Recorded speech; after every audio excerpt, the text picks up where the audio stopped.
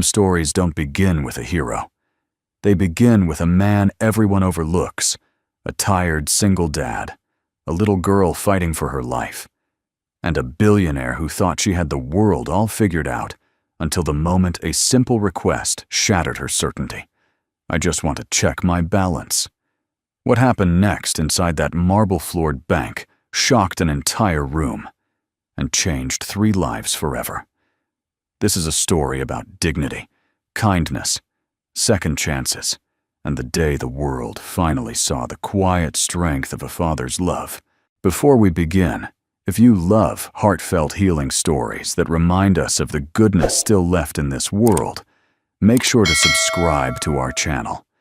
It helps us bring more inspiring stories like this one to you every single week. Now, let's begin. The wind cut sharp across the early morning streets of downtown Raleigh, the kind of cold that slipped through thin jackets and reminded anyone out walking that winter still had its grip on the city. For Mason Ford, the cold barely registered. His focus was entirely on the small hand wrapped inside his own. Mia's fingers were chilly, her grip soft. Too soft for a child of 7. She walked with careful steps, as though each stride cost her something she didn't have much of left. Her little red dress fluttered behind her as she tried to keep up. "Daddy," she asked in a faint voice, "are we really going to the bank today?" Mason squeezed her hand. "Yes, sweetheart," he said quietly. "Just something we need to do." He tried to muster a smile for her, but it came out thin and worn like everything else in his life lately. Tate Financial Tower rose ahead of them like a polished monument to wealth, 40 floors of reflective glass marble pillars, gold accents glinting in the cold sun. It looked like a place built for people who never had to worry about medical bills, broken down cars overdue rent, or a little girl's heart that was running out of time. Mia coughed softly, a small sound, but every time Mason heard it, a piece of him splintered. Tetralogy of Fallot. 4 defects in the tiny heart of his daughter, 4 problems he could not fix. Doctors said the surgery needed to happen soon. The estimate $180 to $300. Mason's bank account $327.90. Not even enough for a consultation. He had sold his tools, his truck, his old medals, what few the army hadn't required him to return. At night, when Mia slept, he scrubbed office floors until sunrise, mopped hallways, at the hospital swept parking garages. He was a good janitor, hard-working, quiet, invisible. But invisible men didn't earn 6 figures, not even for their daughters. When the revolving doors of Tate Financial whooshed open, Mason felt Mia's fingers tighten around his. The lobby was enormous marble floors, shining like water, towering windows, letting in streams of cold daylight, and people dressed in expensive suits, moving like they belonged to another species entirely. Screens flashed stock numbers. A chandelier glittered overhead like a constellation. It wasn't a place for people like Mason. His green work shirt was worn at the seams. His boots had been patched 3 times. A name tag still hung on his chest from his night shift, Mason F. Custodial Support. A security guard eyed him with a professional kind of suspicion, the kind reserved for people who didn't look like they had business being here. Mia looked up at him. "Daddy, do you think they'll be nice?" Mason swallowed. "We're just here to ask a question," he said. "That's all." But even he didn't believe it. In his shirt pocket was an old card, Edge's creased name almost faded Thomas Hale. A man Mason had pulled from a burning convoy overseas. A man who with his last breath before the medevac whisked him away had pressed a piece of debris-stained plastic into Mason's hand and said, "When you're at your last hope, Ford, check your balance." Mason never understood it, never even thought about using it, until 3 days ago when the doctor said Mia's heart wouldn't last the year. He didn't know what he expected. A few thousand, Maybe Hale had left him something small out of gratitude, enough to scrape together a deposit for the surgery, enough to start a fundraiser with more dignity. But that was only Hope talking. Mason had lived too many years to trust Hope. He approached the main counter. Behind the polished mahogany desk sat a woman in a fitted red dress posture. Perfect smile, bright but cold, like a diamond that never warmed in the sun. She didn't look up at first, tapping notes into her tablet. When she finally lifted her eyes, the smile froze. Then came the smirk. Mason knew that look. He had seen it 100 times since he put on a janitor's uniform, a look that said he wasn't supposed to exist in a place like this. Behind the woman, a group of 5 sharply dressed clients, clearly VIPs, turned to glance at him. One raised his eyebrows. Another chuckled quietly. The others exchanged amused looks. Mia pressed closer to Mason's leg. "What can I help you with?" The woman asked, her voice polite on the surface but edged with disbelief. Her nameplate read, Fiona Tate. Mason had no idea she was the Fiona Tate, the billionaire owner, the ice queen of finance, the youngest self-made female banking magnate in the state. He only saw someone with a job, someone behind a desk, someone who could tell him the number he never wanted to know. Mason cleared his throat. "Ma'am, I just need to check my balance." A moment passed. Fiona blinked, then let out a quiet, disbelieving laugh. "Your balance," she said, as though it were a joke. The VIP group behind her burst into soft laughter. One whispered loudly, "Must have collected enough tips from sweeping floors." Another, "This is priceless." Fiona didn't stop them. Instead, she leaned forward, elbows on the desk, eyes narrowing. "Sir, this is a private client counter. This area is for certain types of accounts." Mason nodded gently. "I understand. But I was told to come here." "By whom?" He hesitated, pulling out the old card. "A man named Thomas Hale." For a split second, just a flicker, Fiona's expression shifted. A trace of surprise, maybe recognition. But the VIPs behind her laughed again, pulling her attention back. Fiona sighed dramatically. "Very well," she said, reaching for the card with a smirk. "Let's get this over with." She slid the card into the terminal. Mason held Mia close.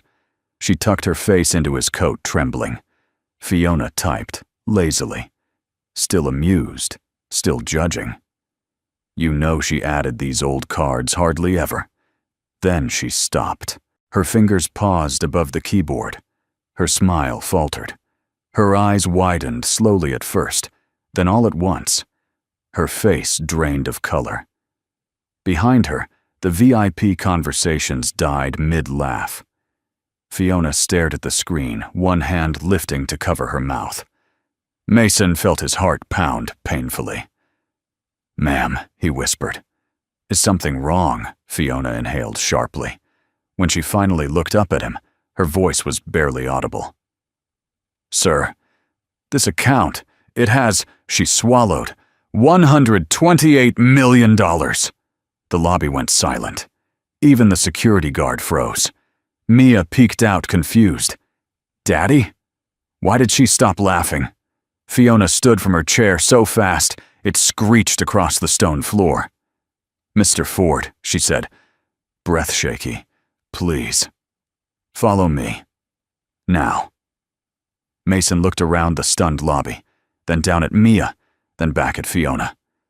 For the first time in 7 years, someone didn't look at him like he was invisible.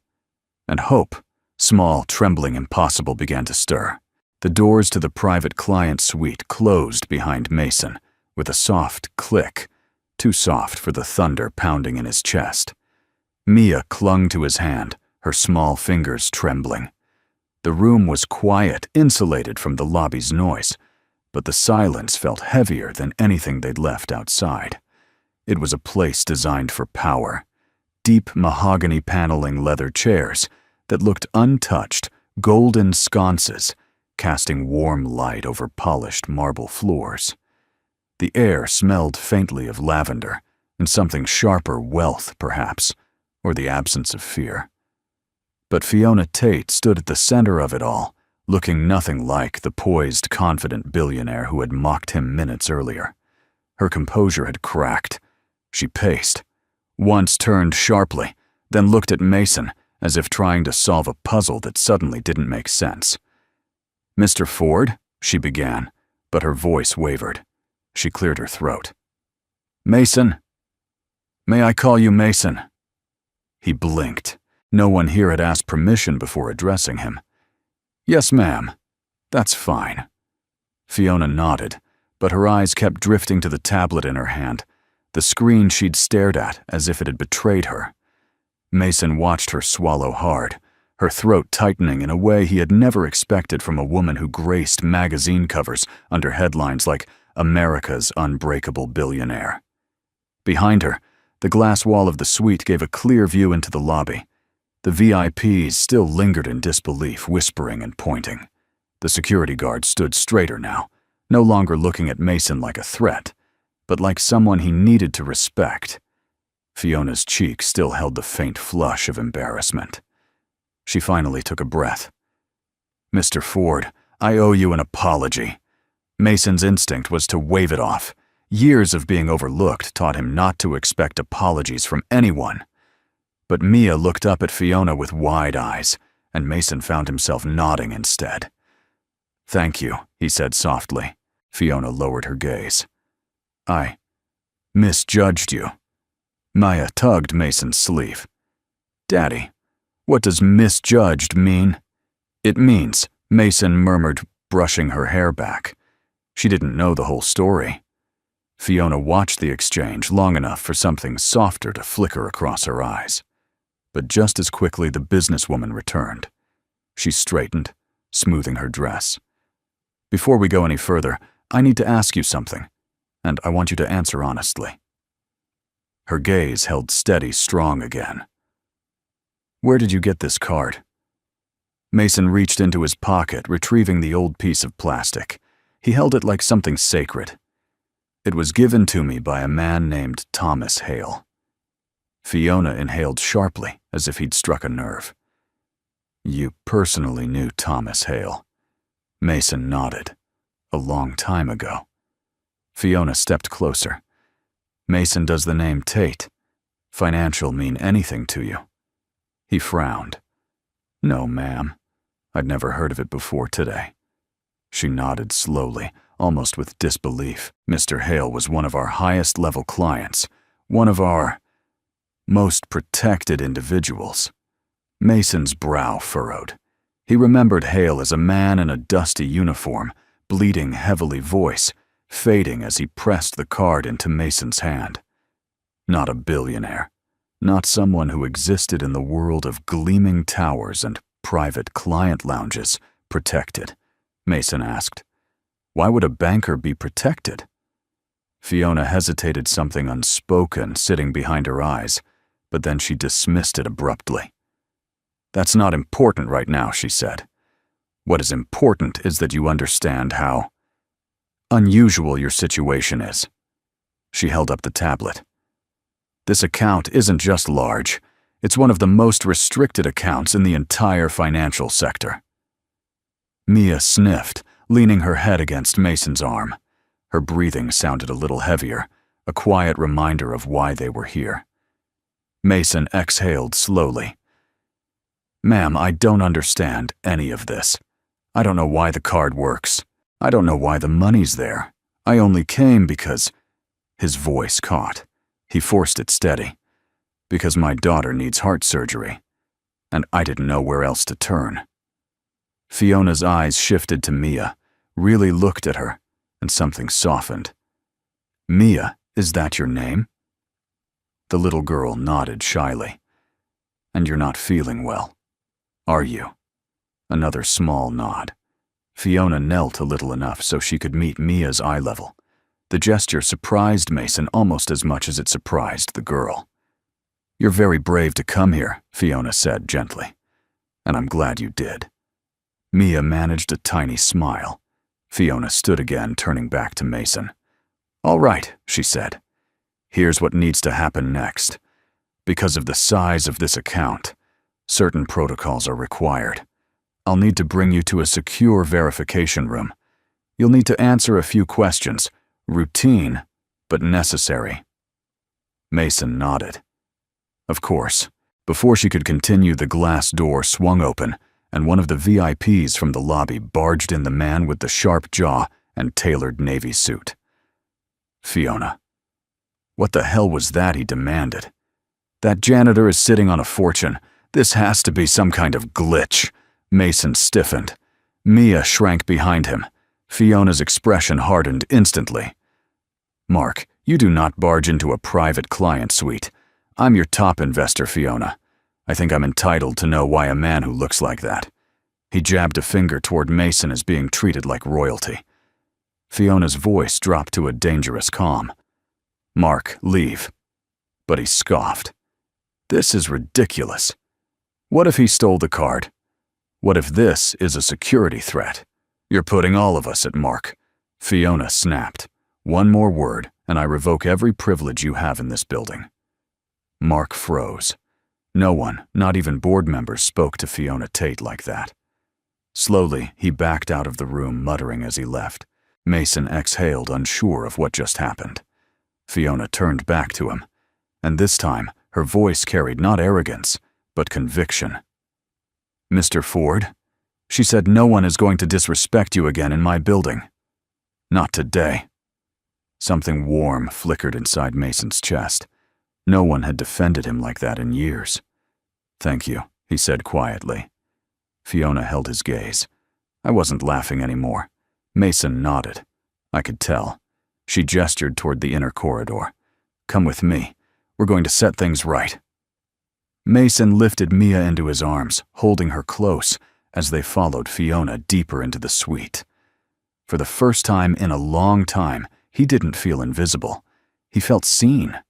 And that scared him just as much as it moved him. The secure verification room sat deep within the interior of Tate Financial Tower, 2 levels below the main lobby. Mason had never seen anything like it. The hallway leading to it was lined with frosted glass panels, recessed lighting, and silent security cameras that followed every motion. The doors were thick reinforced and opened only after Fiona pressed her biometric ID against a scanner. For a janitor who'd spent years wiping down dim, fluorescent-lit corridors, this place felt like another world, sterile, polished, and too expensive to breathe in. Yet Mia clung to him tighter than ever, her breathing uneven as she struggled to keep up. Mason paused to adjust her in his arms. She felt weightless, too light for her age. Her cheek pressed against his shoulder, with a warmth that reminded him exactly why they were here. Fiona walked a few steps ahead, but every few seconds, she would glance over her shoulder, not with annoyance this time, but with something uncomfortably close to concern. When they entered the room, Mason stopped short. It was smaller than expected, but immaculate. A long silver desk, 2 chairs, a massive screen mounted on the wall, and a digital terminal built into the table. At the far corner stood a muted water dispenser and a tray of neatly stacked cups. Fiona motioned for Mason to sit. You can put Mia there, she said, gently, pointing to a plush chair beside him. She'll be comfortable. Mason sat, carefully lowering Mia into the seat. She leaned into his side, her tiny hand gripping his jacket. Fiona placed the tablet on the table and let out a long breath. It was the first moment of stillness since the lobby.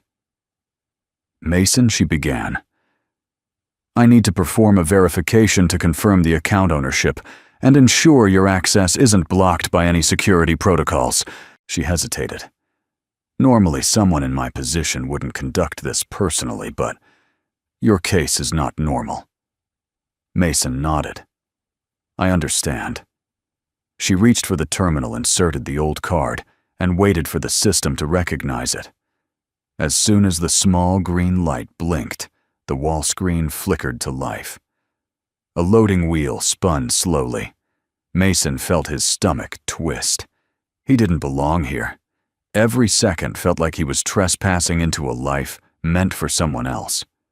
Fiona, noticing his tension, spoke softly, almost too softly for someone usually as sharp-edged as her. "Whatever the result is, we'll make sure it's handled correctly." He appreciated the attempt, but the words barely touched the fear churning inside him. The screen chimed. Then the numbers appeared. Balance 128 Janitor'S. 21. Primary account holder Mason Ford. Benefactor classified. Hale Trust. Fiona inhaled through her teeth. Even though she had already seen the numbers, once the confirmation seemed to rattle her again. What does that mean, Daddy?" Mia whispered, blinking sleepily at the glowing numbers. Mason stared at the screen, unable to speak. The figure didn't feel real. It didn't feel possible. The kind of money that could rebuild entire neighborhoods, fund hospitals, change entire lives. And somehow, impossibly, it belonged to a janitor with barely $300 to his name that morning. Fiona cleared her throat and turned the screen toward him. "Mason, these funds were transferred through a trust structure we rarely see. It carries the highest level of confidentiality. And any account Hale touched," her voice trailed off. Mason frowned. "Ma'am, you keep saying his name like he was someone important. Who exactly was Thomas Hale?"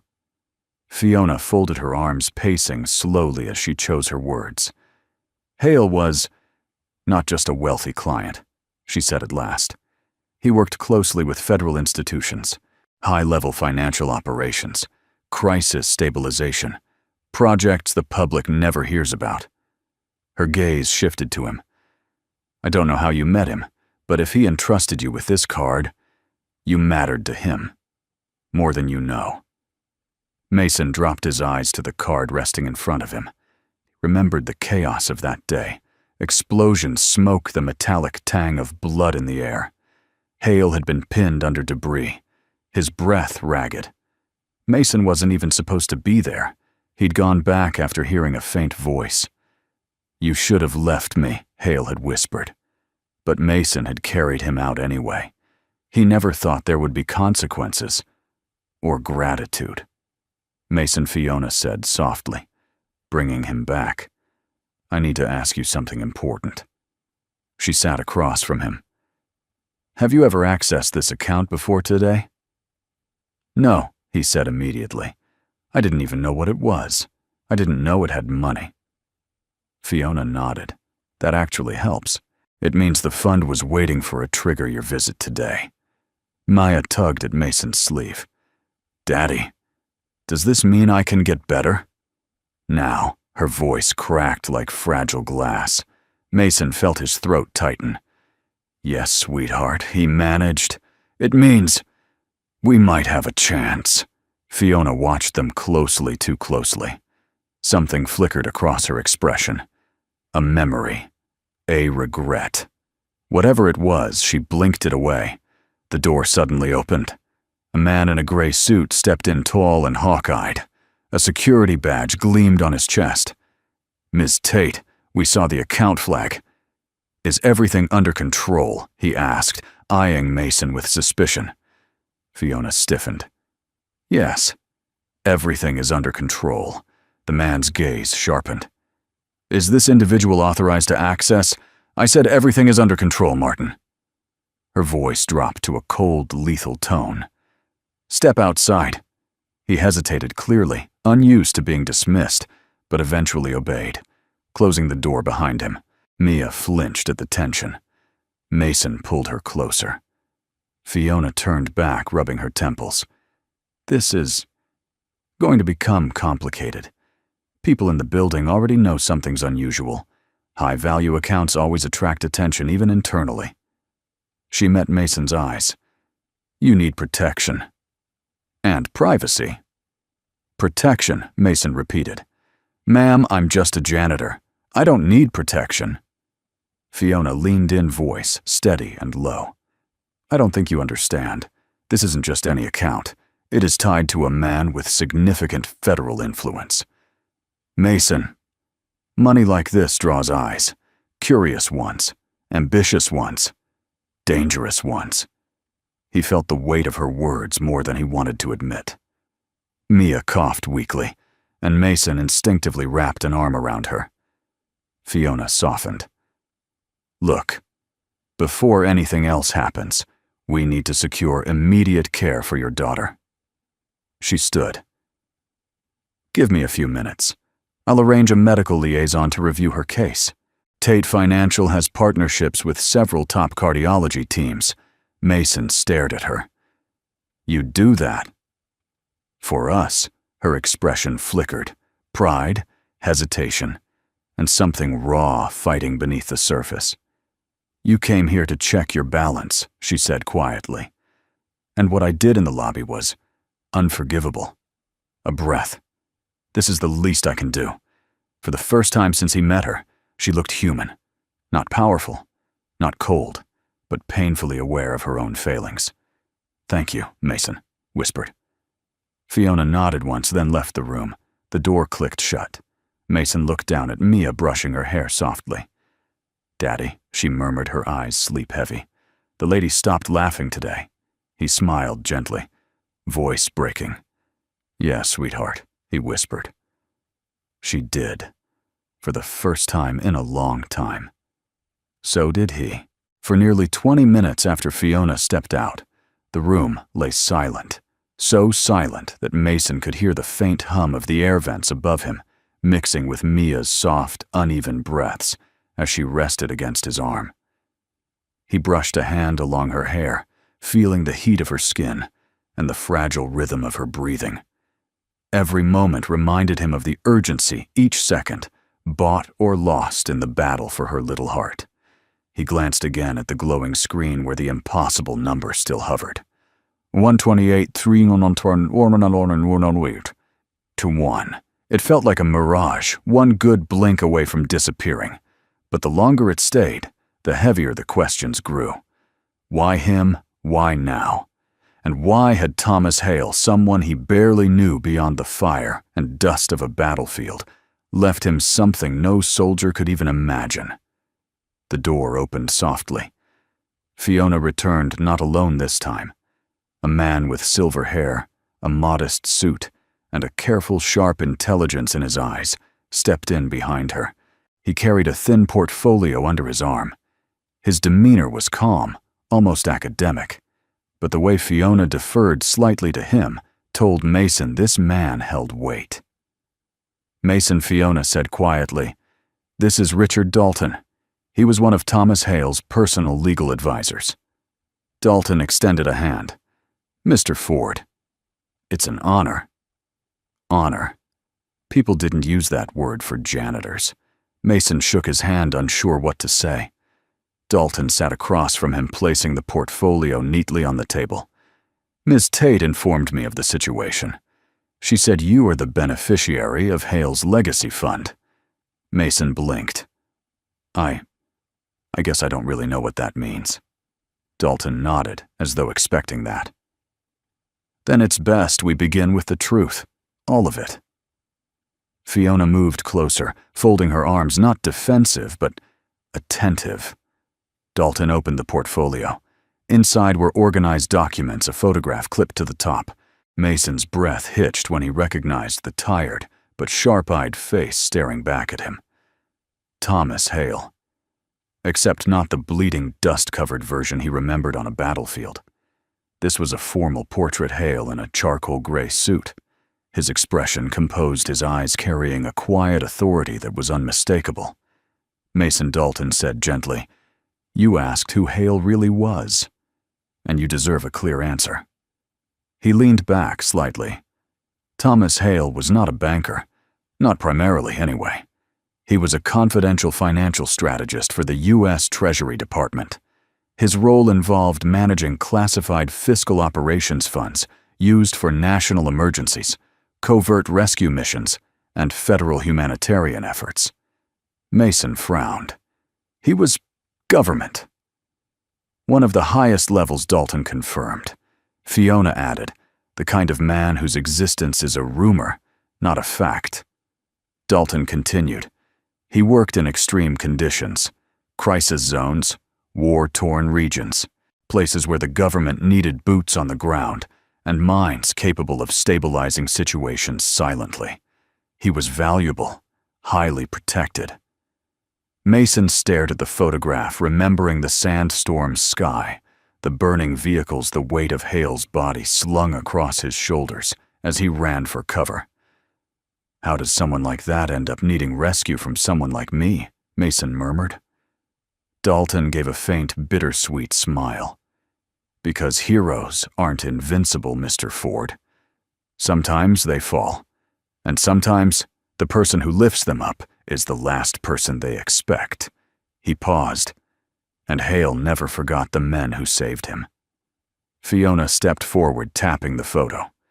Before he died last year, he set up a series of confidential accounts, trusts reserved only for individuals he considered his personal heroes. People whose actions, he said, upheld the soul of the nation. Mason's breath caught. I'm not any of that. I'm just a father," Fiona said gently.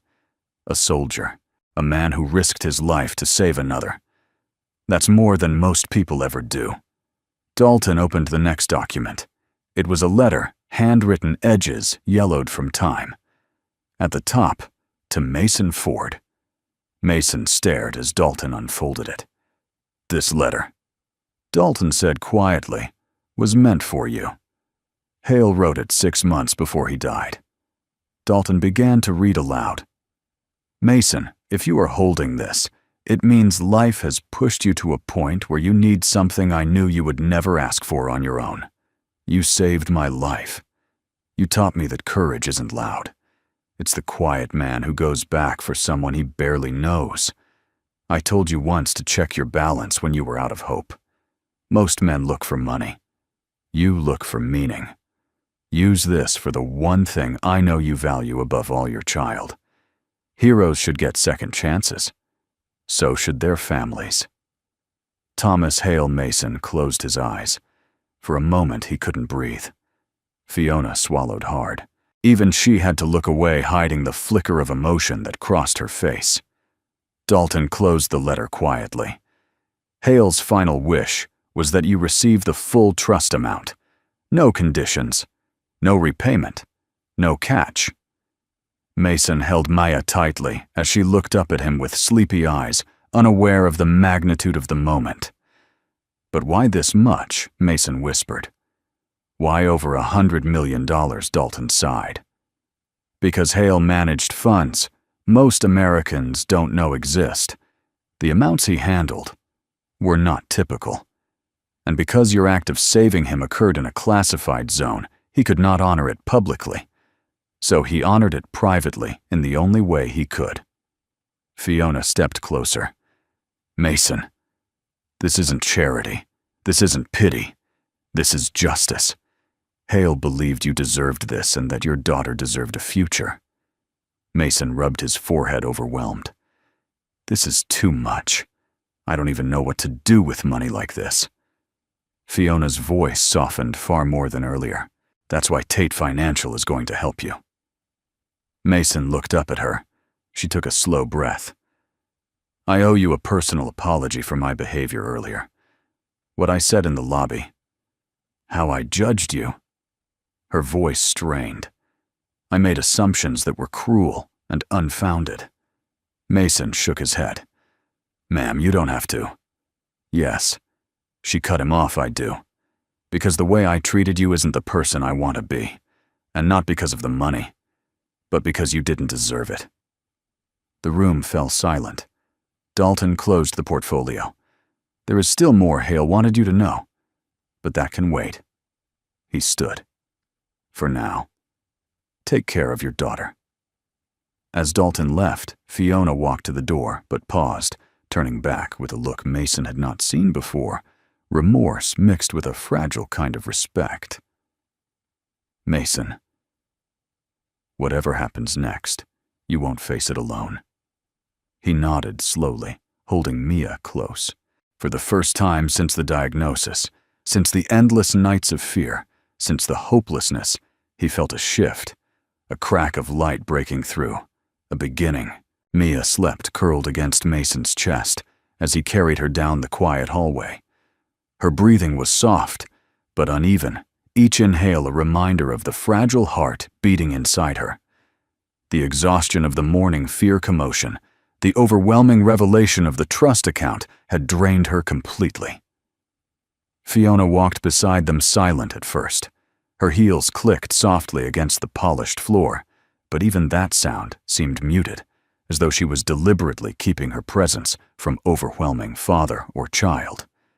She led them into a private consultation room, smaller than the previous suite. Warmer, too. Soft lighting cushioned chairs, a small couch by the window.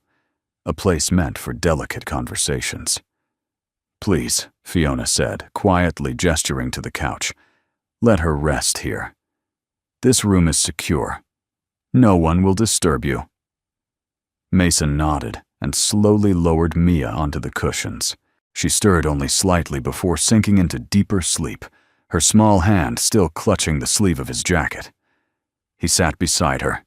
His shoulders slumped, not from exhaustion alone, but from the weight of everything he had carried for years. A single father's worries, a veteran's ghosts, a janitor's invisible life. Fiona stood across from him, arms folded, not in her usual defensive posture, but wrapped around herself, as though something about this moment chilled her. "Mason," she began cautiously, "I want to hear everything. Everything about Mia's condition, about what you've gone through." He looked up at her, surprised. No one ever asked him that. Not fully. Not sincerely. Why, he asked.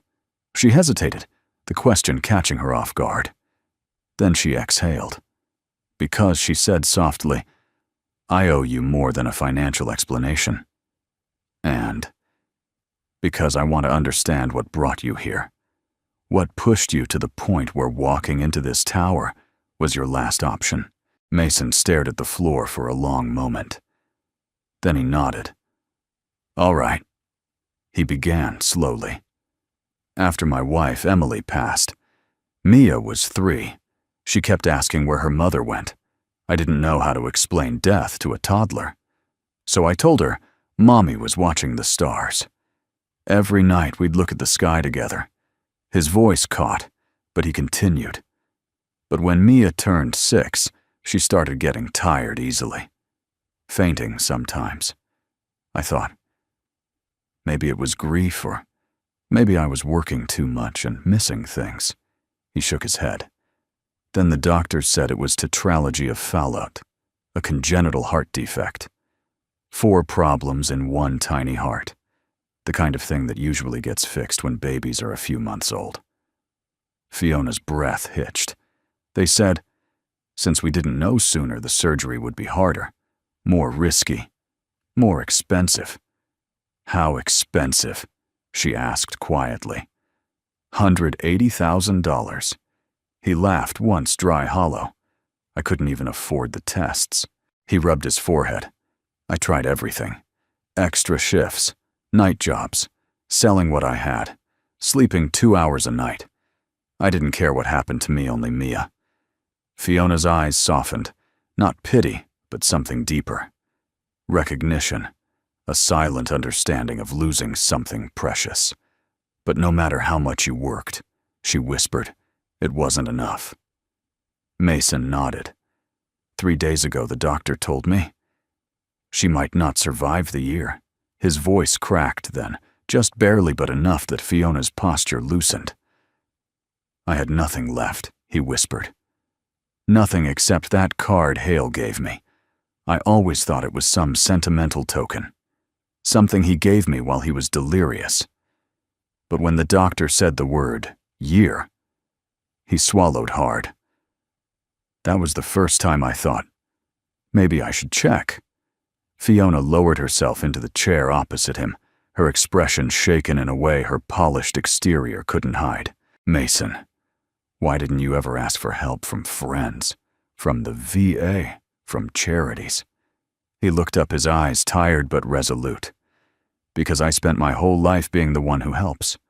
On deployment, at home, in every job I've had. I don't know how to be someone who asks. He paused. And I didn't want Mia to grow up seeing me beg. Fiona flinched at that, a sharp emotional reaction she tried to hide behind a breath. She stood abruptly, walked toward the window, and stared out at the city. When she finally spoke, her voice was low. You know, people think I'm strong because I run a bank, because I built Tate Financial after my father died, because I made my first $1 billion before 35. She laughed quietly. But they don't know the truth. She turned, leaning back against the windowsill. They don't know what loneliness looks like when it comes wrapped in success. They don't know what it feels like to lose someone and have the world expect you to keep smiling. Her voice trembled. They think the hardest battles are fought with money. She paused. But sometimes they're fought with memories and silence. Mason watched her, seeing for the first time, not the billionaire or the polished executive, but a woman whose heart carried its own cracks. Emily was my anchor, he said softly. When she died, I didn't know how to breathe anymore. But Mia, she's what kept me moving. He looked down at his daughter. I don't need that money for myself. I don't care about it. I just want her to live. Fiona swallowed, blinking away something she didn't want to show. You love her more than anything, she said. More than life, Mason answered without hesitation. That answer seemed to unmake something inside her. Her shoulders dropped, her breath unsteady. For years, Fiona Tate had been unbreakable, untouchable, encased in the armor she forged after her own emotional wounds. But listening to Mason, his honesty, his vulnerability, his unwavering devotion forced her to confront a truth she had buried long ago. No amount of wealth could replicate the purity of a father's love. Fiona approached the couch, kneeling slightly so she could see Mia better. The little girl's chest rose and fell unevenly, but in her sleep she seemed peaceful. How long has it been this bad? Fiona asked quietly. Months, Mason said. She hides the pain so I won't worry. Fiona brushed a hair strand from Mia's forehead, her touch surprisingly gentle. She reminds me, Fiona whispered to herself, stopping short. Reminds you of who Mason asked softly. Fiona stood abruptly, stepping back into her composed persona. No one, she said quickly. Just someone I used to know. But something in her eyes said otherwise. She straightened. Mason, the board at Tate Financial. Once they realize the size of this account, they will see you as a liability. A janitor holding $128 million. They will try to protect the bank. Not you. Mason frowned. Meaning. Fiona said, her voice sharpening with resolve. I will stand between you and anyone who tries to take that money from you. Thomas Hale left it to you. And I will honor that, even if the whole board stands against me. Mason stared at her, stunned. For a long moment, no words passed between them. Then he said quietly, Thank you. Fiona inhaled deeply. This isn't charity, Mason. This is the right thing to do. She looked down at Mia, then back at him. And I promise you this, we will fight for your daughter. Together. In that small consultation room, surrounded by quiet and worry and newfound resolve, something shifted between them, a fragile bond forming in the space between grief and hope. Not romance. Not yet. But understanding. Recognition. Two wounded souls choosing without saying it aloud to stand on the same side. For Mia, for a second chance, for the possibility of miracles. By the time Fiona led Mason and Mia back toward the executive floor, the hush of the earlier hallway had transformed into a low, tense murmur. Employees who rarely so much as blinked while working now whispered behind glass partitions. Security personnel lingered in corners they normally didn't patrol, and every pair of eyes seemed to drift subtly, or not toward the quiet man holding his sleeping daughter. News traveled fast in a skyscraper built on money. News about $128 million traveled even faster. Fiona's posture sharpened as she walked, shoulders set, chin lifted, every inch the powerful woman who ran the building, yet her steps were quicker, as if urgency nipped at her heels. "Mason," she murmured without turning her head, "no matter what happens next, stay close to me." He nodded. "Is something wrong?" "Not yet," she said. "But the board will have questions, and I intend to answer them before they come after you." They stepped into a sleek glass elevator. Fiona pressed the button for the restricted conference floor. The door slid shut with a heavy insulated thud. Mason looked down at Mia, who still slept with her head on his shoulder. He brushed his fingertips across her hair. The movement was small, but full of tenderness, so natural, so constant. Fiona stared at the panel of numbers, but Mason sensed her eyes shift toward them more than once. Softly, thoughtfully. "You're good with her," she said at last. "She's all I've got." "No." Fiona whispered almost too quietly, "She's all you fought for." He wasn't sure how to respond. The elevator reached the 30th floor with a chime. The door slid open to reveal a long corridor leading to the boardroom glass walls, steel trim, and the cool, sterile atmosphere of high-stakes decisions. Waiting outside were 4 members of the Tate Financial Board and the head of internal risk assessment. 5 people Mason had never met. 5 people whose expressions told him everything: suspicion, irritation, fear wrapped in professionalism. The man in front, broad-shouldered, salt-and-pepper hair, stepped forward first. "Fiona," he said without greeting. "Mason, you have some explaining to do." Fiona stepped in front of Mason, instinctively blocking him with her body. "Leonard, this isn't the place. We need answers," Leonard pressed, "and we need them now. Half the staff has already heard rumors. A man with no prior account history suddenly appears needing access to a classified trust." "This is a liability." "A liability," Fiona repeated coldly. "He has a legal card linked to the trust. He is the designated beneficiary." "So he claims another board member snapped." Mason felt a flare of heat climb his chest, but he kept quiet, squeezing Mia gently as she slept. Fiona's jaw tightened. The account is legitimate, and so is Mr. Ford. "And what proof do you have of that?" Leonard demanded. Fiona's voice didn't rise, but the temperature in the room seemed to drop several degrees. "My proof," she said, "is Thomas Hale." That silenced them. One woman stepped forward. "Hale, the same Hale who worked with federal operations, the same man whose accounts we were told to treat as untouchable." "Yes," Fiona said firmly. "And he left this trust for Mr. Ford, directly. No intermediaries." Leonard narrowed his eyes at Mason. "What exactly is your relationship with Hale?" Mason shifted uncomfortably. "I saved his life. Overseas." "And you expect us to believe," Leonard said slowly, "that the Hale left you $128 million. He left it for my daughter," Mason corrected quietly. The board members exchanged wary glances. Then the woman closest to Mason noticed Mia's pale face, her frail breathing, her tiny fingers curled into her father's shirt. "What's wrong with the child?" she asked, her tone less sharp. Mason swallowed. "She has a congenital heart defect. Needs surgery." Something shifted, small but undeniable. Sympathy, even in a room built of marble, and ego had its place. But Leonard clenched his jaw. "This doesn't change protocol. A trust this size triggers federal review. We must freeze the account until you will not freeze it." Fiona's voice sliced through the sentence like a blade. Leonard stared at her. "We can't release funds without yes you can," Fiona snapped. "And you will.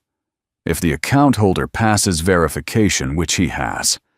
She stepped closer, voice dangerously even. You want to challenge the Treasury's highest-level strategist. You want to challenge Hale's directives. Be my guest. I'd love to watch the federal government dismantle this board piece by piece. Silence engulfed the corridor. A thick, stunned silence. Leonard's face reddened.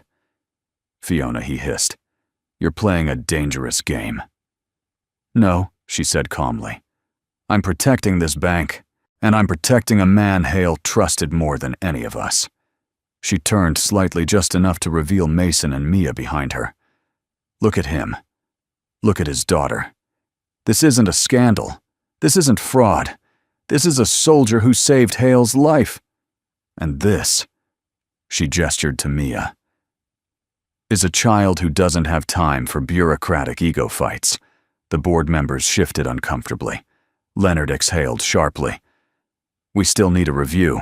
Fiona didn't flinch. Fine, review it.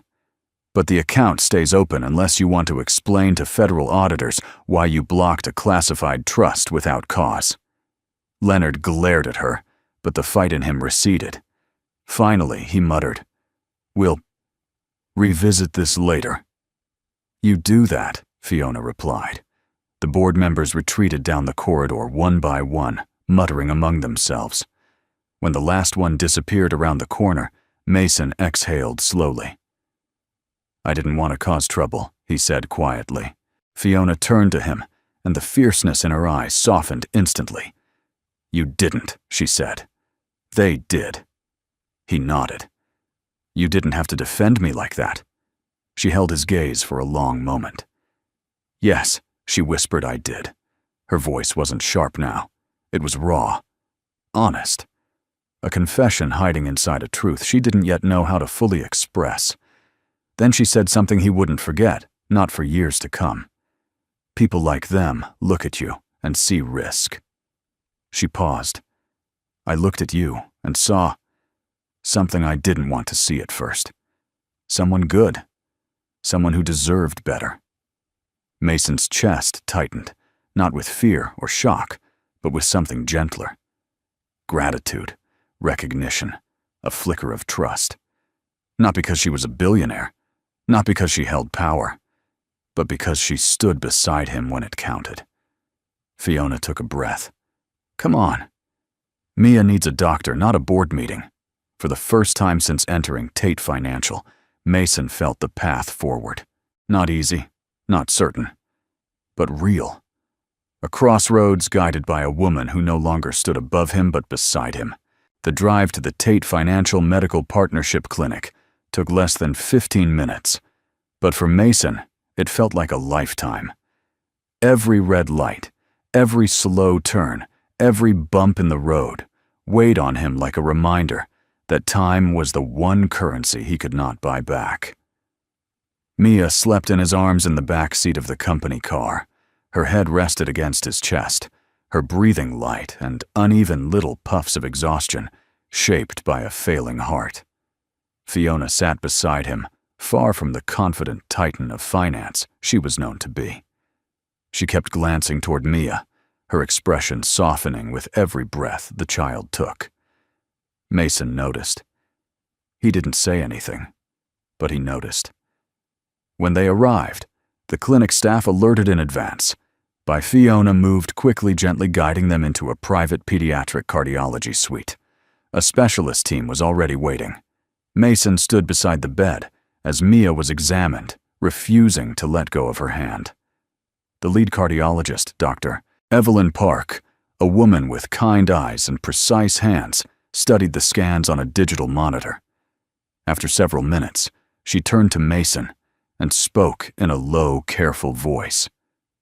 She's strong, Dr. Park began, but her heart is struggling. The ventricular outflow obstruction is severe. Surgery is not optional anymore. It's urgent. Mason's breath shook. He couldn't respond. Fiona stepped closer, almost protectively. How soon can you operate? She asked. Dr. Park hesitated. We need a bit more testing, but within days. Time isn't on her side. Mason closed his eyes, doing everything he could to steady the world that felt like it was collapsing beneath him. But when he opened them, he felt a gentle hand on his arm. "Fiona, we'll get her what she needs," she said softly. "I promise." He nodded, too overwhelmed to speak. Hours later, after Mia was settled into a monitored room, Dr. Park stepped out to arrange pre-op consultations. Mason and Fiona sat side by side in the small lounge attached to Mia's room. Quiet, dimly lit, the world outside muffled by thick walls. Mason rubbed his face with both hands, exhaustion mixing with fear. "I don't know how people do this," he whispered. "Watching their child suffer, and they can't do anything." Fiona's voice was low. "You are doing something. You're here. You're fighting." He turned to her. "I feel like I'm failing her." "You're not." Her tone steadied. "You walked into my bank today with nothing but hope. That's not failure. That's courage." He swallowed hard, blinking back, the sting in his eyes. Before either of them could speak again, a knock sounded on the lounge door. A man stepped inside, mid-30s, dark hair, wearing a government badge clipped to his jacket. His expression was tight, controlled, but his eyes carried something deeper. Recognition. "Mr. Ford?" he asked quietly. Mason stiffened instinctively. Fiona rose to her feet beside him. "Yes," Mason said slowly. "I'm Mason." The man took a breath. "My name is Adrian Cole. I worked with Thomas Hale." Fiona's eyes narrowed. On what capacity? Cole glanced at her badge on the table. "You must be Ms. Tate." She crossed her arms. "And you must be the reason half the Treasury database tried to ping my servers this afternoon." Cole didn't deny it. "I'm here because Thomas Hale left instructions," he said. Instructions that were triggered when his trust account registered a public access event. In this case, your visit to Tate Financial. Mason's heart thudded. "Instructions," Cole nodded, reaching into a small leather case and pulling out a drive, thin metallic, marked with Hale's initials. "Mason," he said, stepping closer. "This is for you. A personal message Hale recorded 3 months before he passed." Fiona moved forward. "Why not release it earlier?" "Because Hale was specific." Cole's expression softened. He said Mason Ford would only come when he had exhausted every option. He said, "He'll come when he's desperate.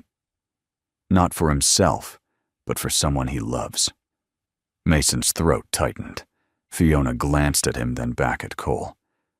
"And what exactly is on the video?" Cole hesitated. "A truth you deserve to hear." He turned to Mason. "May I?" Mason nodded. Cole inserted the drive into the monitor mounted on the wall. The screen flickered, then stabilized. There he was, Thomas Hale. Older than Mason, remembered him, less color in his hair, deeper lines around his eyes. But the same presence, the same calm authority. He sat at a desk, hands folded in front of him. Then he spoke. "Mason, if you're seeing this, it means you did what I always knew you'd never do unless you had no choice. You came for help." Mason felt Fiona's gaze on him, but he couldn't look away. "I owe you my life, and not just the 30 seconds you bought me on that battlefield. I owe you the 30 years I lived afterward. The friends I buried, the secrets I carried, the causes I fought for." Hale gave a faint smile. "You were a stranger that day, a voice in the smoke. But you came back for me when you could have run. You dragged me out of hell. And when I begged you to leave me so you could survive, you refused." Hale leaned forward, voice softening.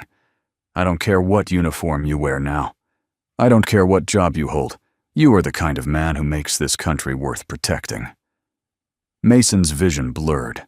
Fiona lifted a hand to her mouth. Hale's face grew serious.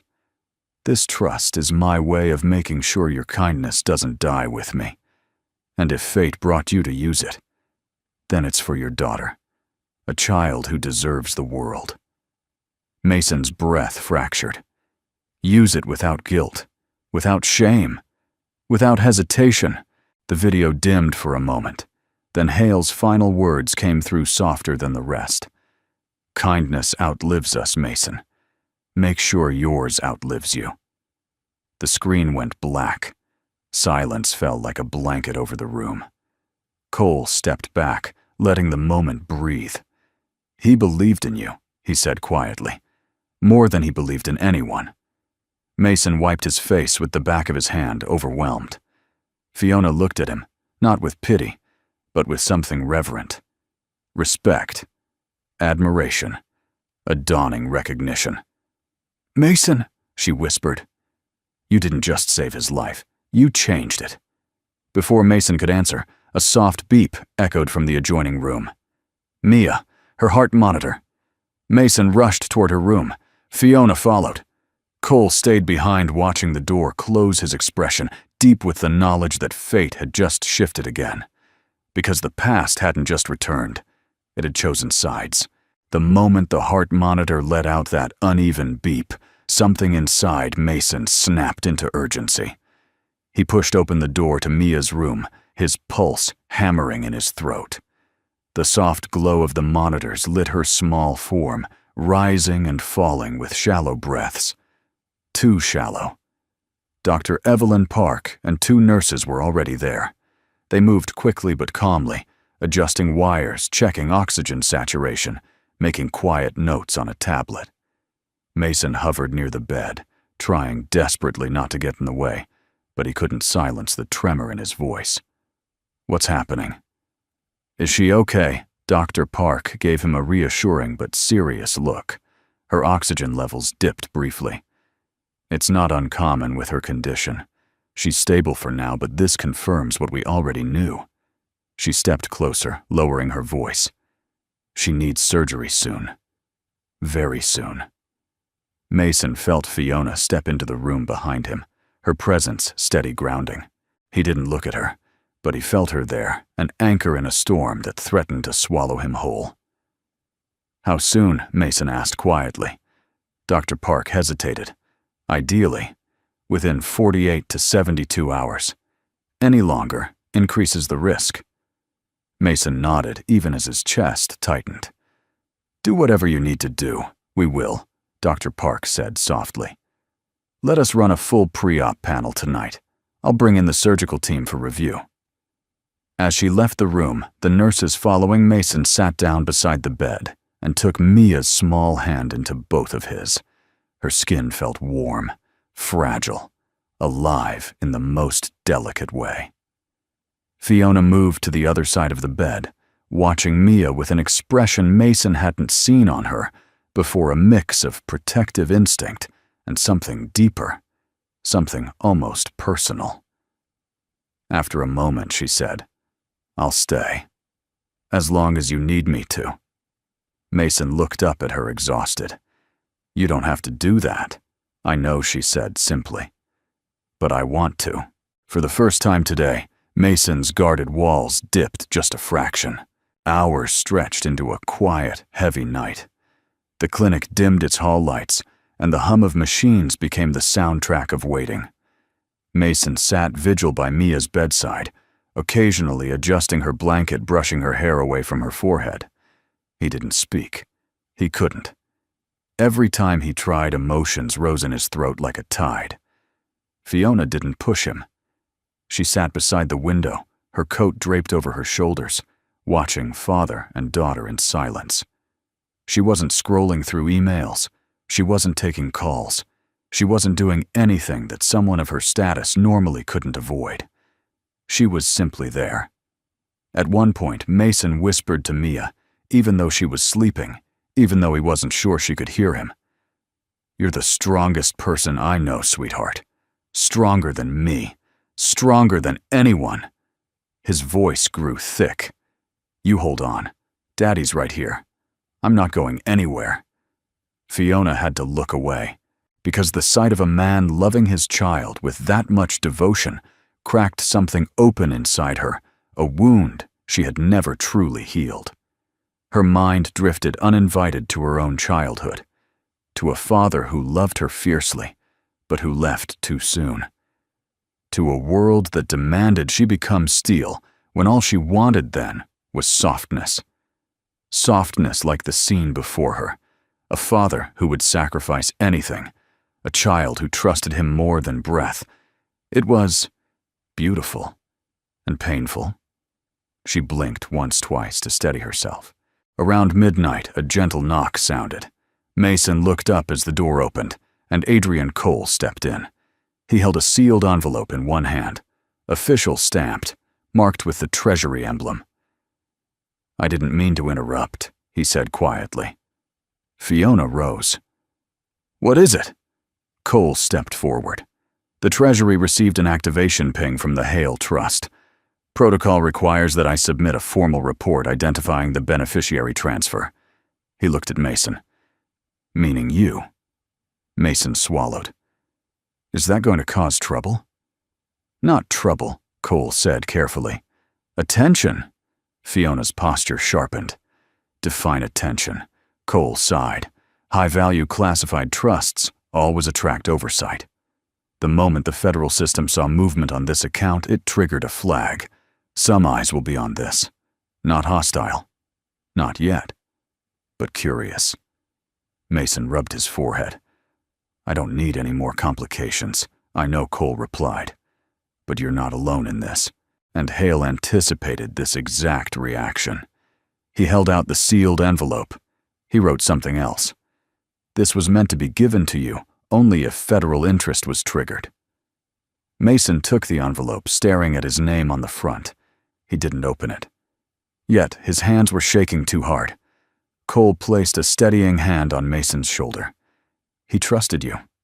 Remember that." Then he offered a faint nod and left the room. Fiona watched Mason closely. "Do you want to open it?" "Not now," Mason said quietly. "Right now all I care about is her." Fiona nodded. The letter remained unopened on the bedside table. Around 2 in the morning, Mia stirred. Her eyes fluttered open slowly, heavily, and she focused on her father. "Daddy!" Mason was there instantly. "Right here, sweetheart." She offered him a faint smile, then blinked at Fiona. "Is the lady still here?" Fiona stepped closer, her voice gentle in a way Mason had not imagined she was capable of. "Yes, Mia." "I'm here." "Why?" Mia whispered. Fiona glanced at Mason, then knelt beside the bed so she could look directly into Mia's tired eyes.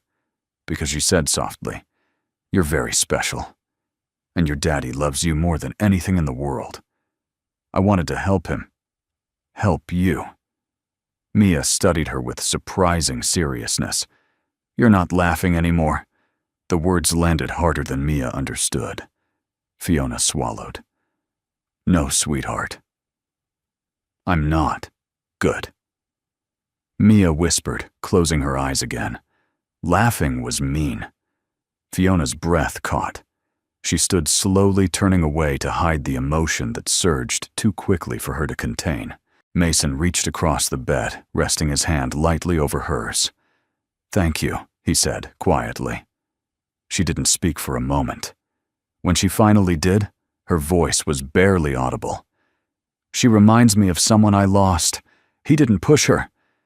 But something in her voice, a fracture, a memory told him that whatever she had lost had carved deep scars. And maybe, just maybe, helping Mia was a way to heal a piece of herself too. As the night deepened, Mason sat between Mia's bed and Fiona's quiet, steady presence. The machines kept their rhythm. The world outside slept. But inside that small room, a father fought fear, a billionaire fought regret, and a little girl's heartbeat fought time. Tomorrow would bring decision, surgery, and more battles. But for now, they waited together. Not as a janitor and a billionaire. Not as strangers caught in a bizarre twist of fate. But as 3 lives knotted by hope, by sacrifice, and by the fragile power of love. The race to save Maya had begun, and no one in that room intended to lose. The dawn crept into the clinic quietly, as if it didn't want to disturb the fragile peace inside Mia's room. Pale gold light filtered through the curtains and fell across her small body curled beneath a white blanket. Her eyelashes fluttered, but she didn't wake. Mason hadn't slept at all. He couldn't. He sat hunched forward in the bedside chair, elbows braced on his knees, his rough hands clasped tightly together. Every so often he lifted Mia's tiny fingers to his lips and whispered a prayer, a father's quiet plea to a world that had never given him much, yet suddenly held everything that mattered. Fiona sat across the room, her back straight, but her eyes heavy. She had refused to leave, despite Mason insisting she go home and rest. Some things she'd said simply, "You don't walk away from."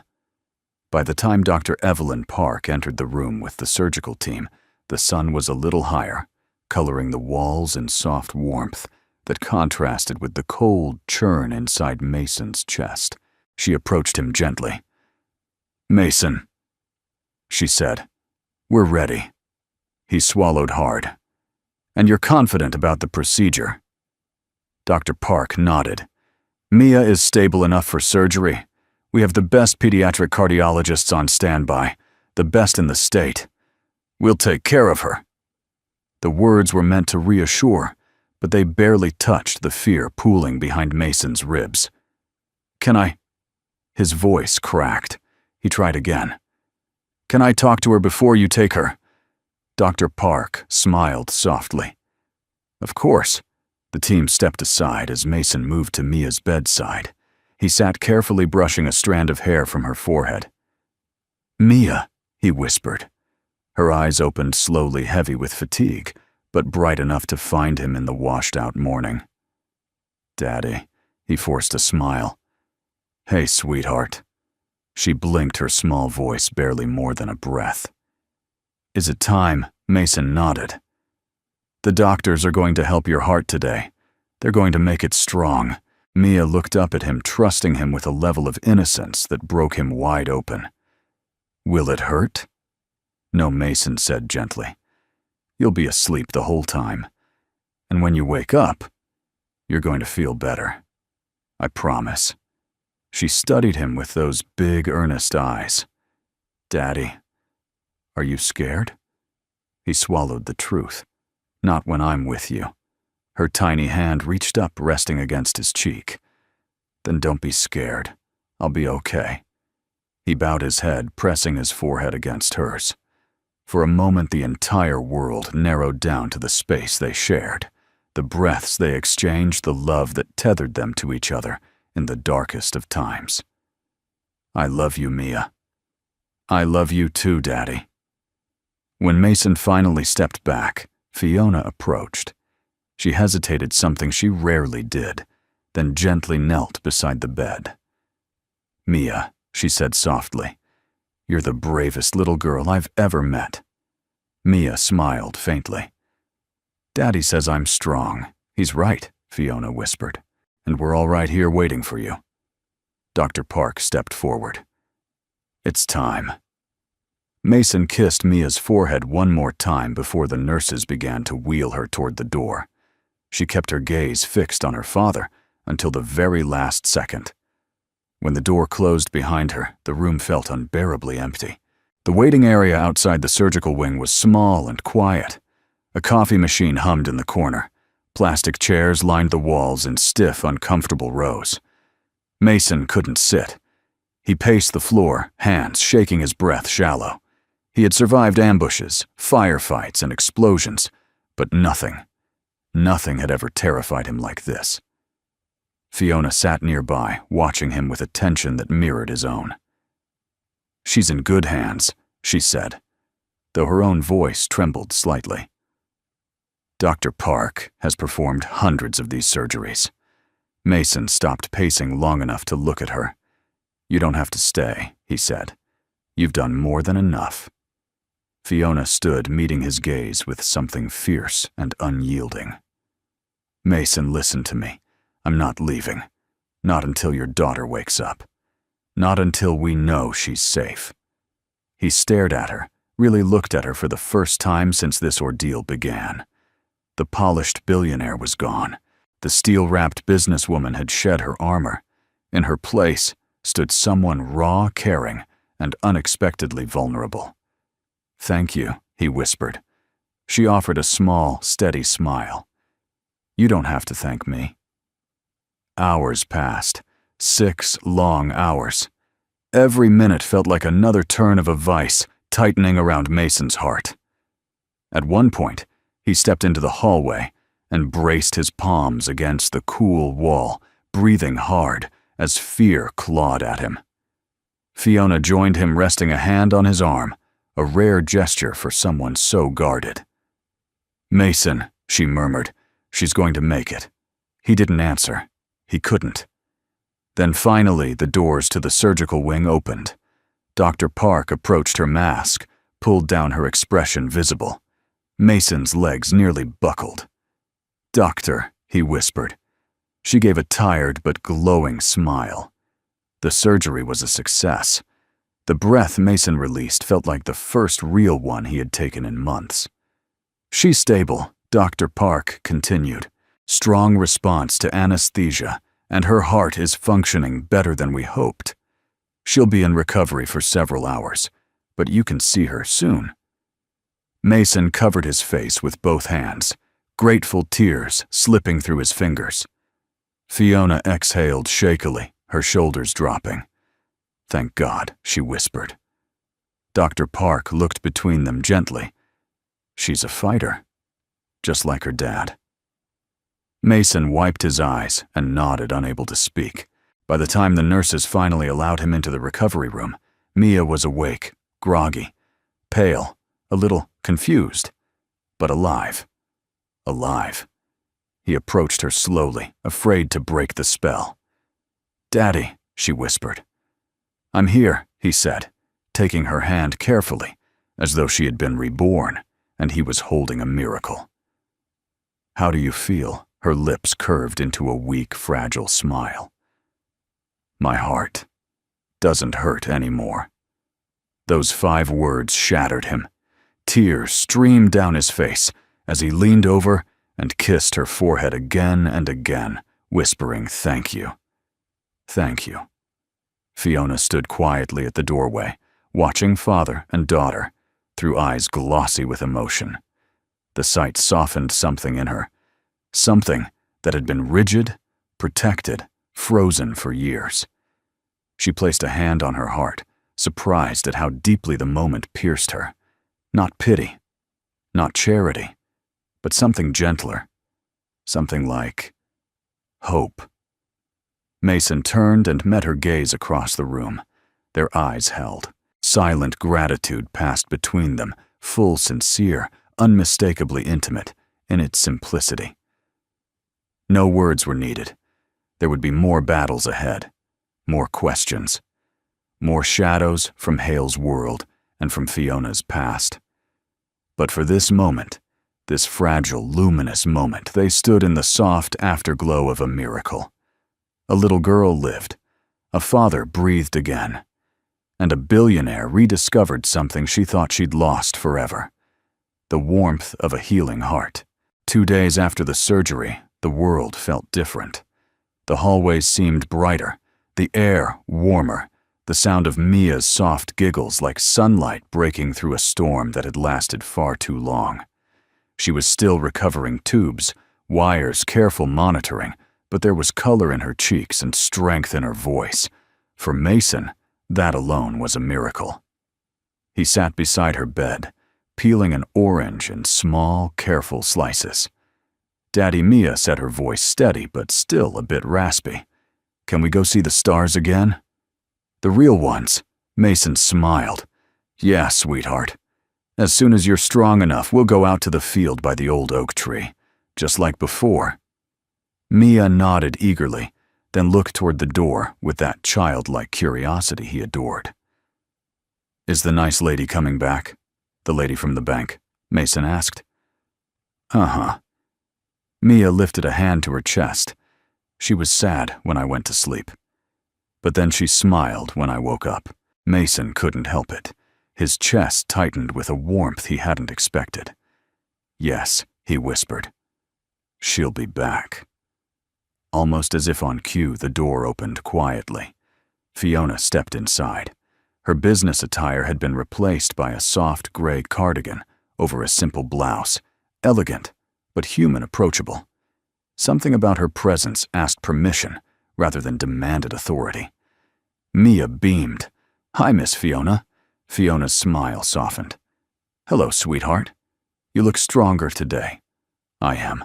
My heart doesn't hurt anymore." Fiona blinked back, the emotion rising in her eyes. "That's wonderful news." As Mia settled back with her coloring book, Fiona moved to stand beside Mason. He noticed her hesitate before speaking, a hesitation that wasn't typical of her. "Mason," she began quietly, "there's something I need to talk to you about." He straightened, bracing himself. "What is it? Your financial situation?" She exhaled. The Hale Trust. Mason tensed. "Is there a problem?" "No, not a problem." She sat in the chair beside him, hands clasped. "But there are implications." He frowned slightly. Fiona continued, choosing her words carefully. "You have access to a level of wealth that changes lives. Not just yours, not just Mia's, but many others." "I didn't ask for any of this," Mason said softly. "I just wanted to save her." "I know," she replied, "and that's why I wanted to talk to you." She reached into her bag and pulled out a single folder, simple, unadorned, but with a kind of reverence in the way she handed it to him. "What's this?" Mason asked. "When you were speaking to Mia yesterday, Fiona said I saw something in your eyes. A purpose. Not ambition. Not greed. Something more rare." Mason opened the folder. Inside were clean documents, a draft mission statement, a preliminary financial plan. The title on the front page read, "Mia's Heart Foundation." His breath caught. I shouldn't presume Fiona continued, but the moment Mia opened her eyes after surgery, the thought wouldn't leave me. There are children all over the country with heart defects who never get the chance Mia now has. Children whose parents are in the same position you were in, hopeless, helpless, waiting for something impossible. Mason stared at the papers, overwhelmed. "I drafted this because..." Fiona paused, swallowing. "Because I think you're meant to do more with that money. Not for yourself, but for others. The way Hale wanted." Mason couldn't speak at first. He had worked entire years without being seen by anyone. He had lived through pain, exhaustion, humiliation, and now someone believed he could lead a foundation. He rubbed his forehead. "Fiona, I don't know anything about foundations, or running, anything." "I do." Her voice warmed. "And I'll help you, if you want me to." When he didn't respond, she continued gently. "This isn't about profit or prestige. It's about legacy." Mason glanced toward Mia.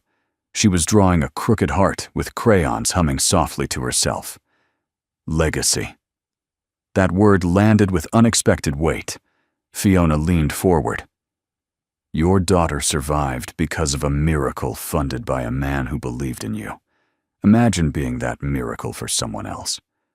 Mason closed the folder, his hands trembling slightly. "I don't want the money for myself," he said quietly. "I never have." "I know, but if I can help other kids, other families..." He swallowed hard. "Then I think it's the only right thing to do." Fiona let out a breath. She had been holding her shoulders, relaxing. "There's more," she added. "The board has been difficult. But if this foundation becomes public, if it becomes tied to Hale's legacy, it will shield you. It will shield the trust. No one will challenge your right to it." Now Mason understood. "This isn't just helping others," he said softly. "It protects Mia. It protects everything." Fiona nodded. "And it gives meaning to Hale's gift."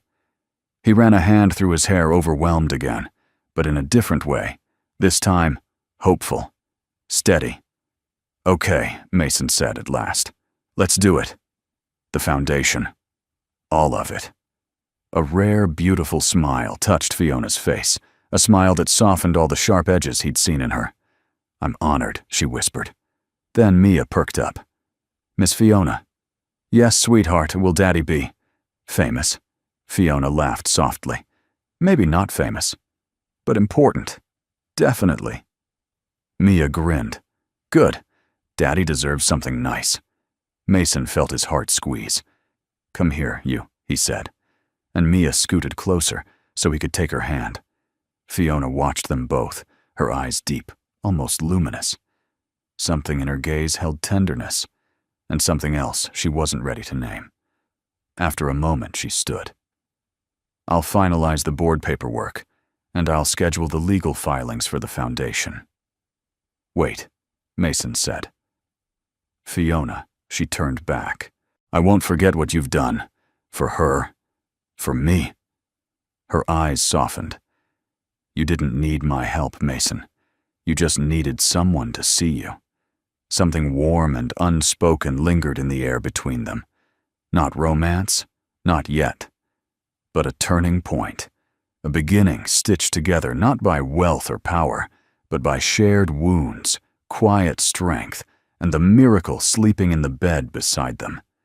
Together, they took a step toward a future neither of them expected, a future built on hope, gratitude, and the promise of a new legacy. A soft breeze rippled through the white event tent, set up on the lawn of the Raleigh Civic Center. Rows of folding chairs faced a modest stage, where a single banner hung MMIA's Heart Foundation. Opening ceremony, kindness outlives us. Thomas Hale families gathered with children, some in wheelchairs, some with oxygen tanks, some with hopeful smiles. Donors mingled with nurses and pediatric cardiologists. Reporters moved discreetly, respecting the tone Fiona insisted on. No flash, no spectacle, no exploitation. Just humanity. At the back of the tent, Mason adjusted his tie with shaky fingers. It wasn't the tie that made him nervous. It was the people. The attention. The idea that so many eyes were here because of something he started. He glanced down. Mia stood beside him in a light pink dress, her hair tied with a ribbon. Her cheeks had color again. Her breathing was steady. Her eyes sparkled with excitement. "You ready, Daddy?" she asked. He knelt, straightening her ribbon. "I'm more ready because you're here." Mia giggled and squeezed his hand. Fiona approached from the side wearing a simple navy dress instead of her usual tailored suits. For the first time since he'd met her, she looked peaceful, light, as if some invisible weight she'd carried for years had finally loosened. "You look good," she said to Mason, a warm smile touching her lips. Mason chuckled. "You haven't seen me try to give a speech yet." "You'll be fine," she assured him. "You speak from the heart. That's more than most CEOs manage in a lifetime." Her eyes softened when she looked at Mia. "And you," she said sweetly, "are the inspiration for all of this." Mia blushed and held on to Fiona's hand, a small gesture, but the most natural thing in the world. "I want to help other kids," Mia said, "like Dr. Park helped me." Fiona's throat tightened. "You already are, sweetheart." A volunteer waved from the stage. "Ms. Tate, Mr. Ford. We're ready to begin." Fiona squeezed Mason's arm gently. "Come on, time to change some lives." The crowd quieted as Fiona stepped to the podium first. Her presence commanded attention, not through intimidation, but through sincerity. "Thank you all for being here," she began. "When I founded Tate Financial, I believed success was measured in numbers, growth charts, market stability, wealth." She paused, locking eyes briefly with Mason. "But I was wrong. Real success is measured in lives touched, in hope restored, in kindness paid forward." People nodded. Some wiped their eyes. "And today," Fiona continued, "we honor a little girl whose strength inspired a movement, and a father whose integrity reminded us what true courage looks like." Then she stepped aside. "Ladies and gentlemen, Mason Ford. Applause rose, not explosive but warm, genuine, the kind that wrapped around a man who had lived too long in the shadows and didn't know how to step into the light. Mason approached the podium, clearing his throat nervously. "Good morning," he began softly. "I'm not a public speaker, so I'll just speak the way I know how." He looked out at the sea of faces, then down at Mia, his anchor, his miracle. 2 months ago, I was working night shifts as a janitor. My daughter was running out of time, and I had no idea how to save her. Fiona watched him, her expression full of something tender and quiet. But a man I barely knew. Thomas Hale left me a gift I didn't understand until recently. Mason lifted the index card Hale had given him years ago. The ink was faded, the edges worn. Hale told me, "When you are out of hope, check your balance." I thought he meant money. Mason shook his head. But what I found was something far bigger. He looked out at the audience, voice steadying. I found kindness. I found people who saw me when the world walked past. I found a chance to save my daughter's life. Mia beamed proudly at her father, and today, Mason continued, I want that chance to belong to every family who has ever sat in a waiting room praying for a miracle they could not afford. He gestured toward the banner. That's why we're starting Mia's Heart Foundation. Not because of money, not because of charity, but because no child should suffer because of a bill. No parent should feel helpless because life has been unfair. He paused, letting the weight of his words settle. I came into Tate Financial that day to check my balance. But the real balance wasn't in the numbers on that screen. His voice turned warm, clear. The true balance is kindness. The true balance is hope. The true balance is the miracle we create for each other. Several parents in the audience wiped tears. Even some of the doctors looked moved. And if there is one lesson I want to leave with you, Mason said softly, it's this: money can change your circumstances.